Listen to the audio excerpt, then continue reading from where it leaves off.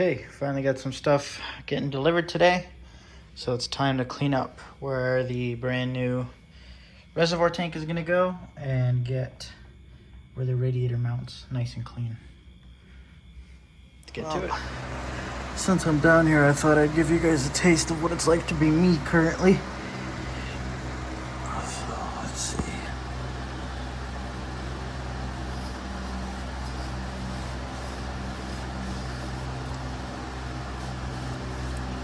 Oh man, this is so gross.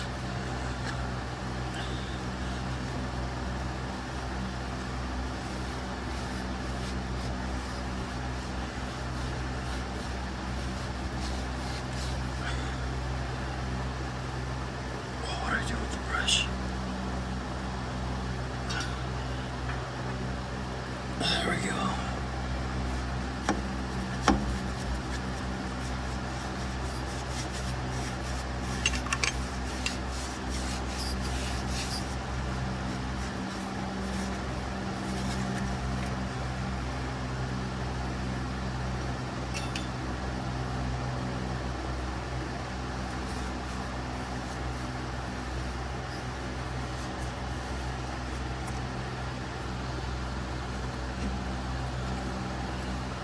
Not perfect, but better than before, I hope.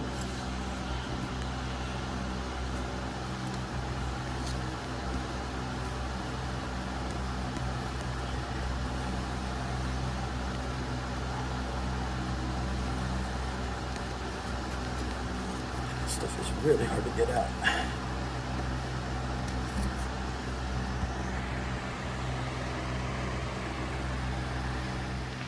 Gotta figure out what I'm gonna do to protect this. Seems as though the heat is melting the, or at least bubbling up the paint there. So I'm sure there's something I can just real quick spray on there to prevent any more damage. And let me grab my light real quick.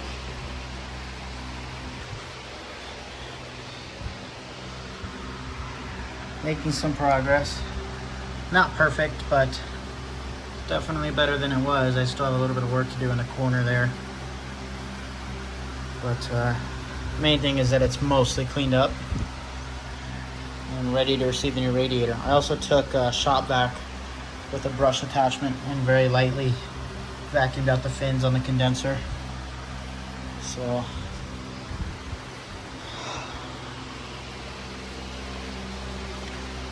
can't wait to see this thing all put back together. It should look pretty good. Okay, we got everything semi cleaned up over here,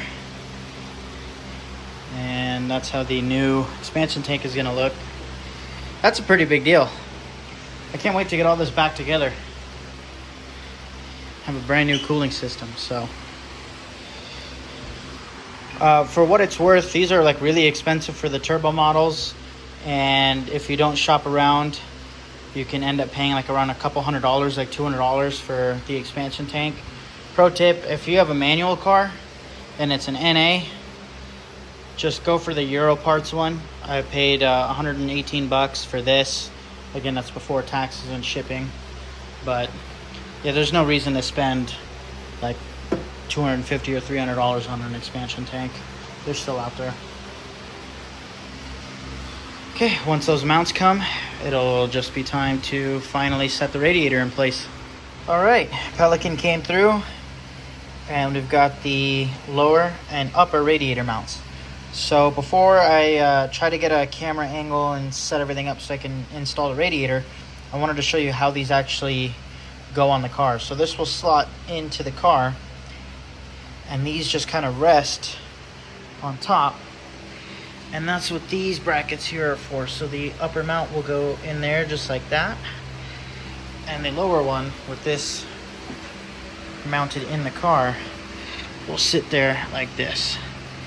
And that's what holds the radiator in. And from the top, there's two long bolts here.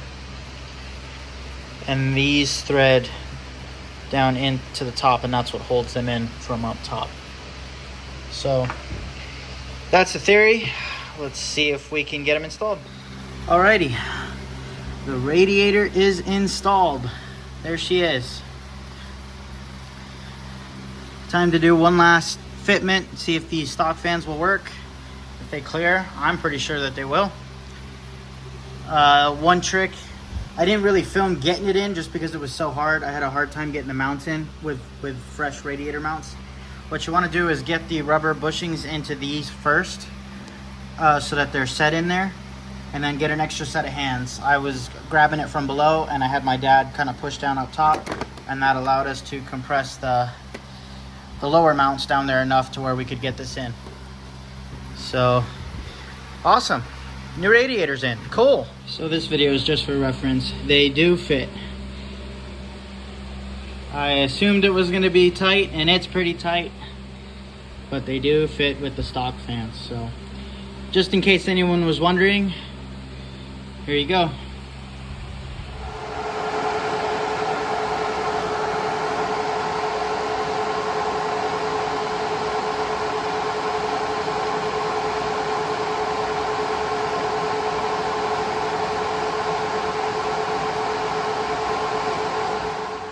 Alrighty, well that's gonna do it for this video. So we got the expansion tank installed. We've got the CSF radiator, and I've temporarily got the fans up there just measuring some airflow.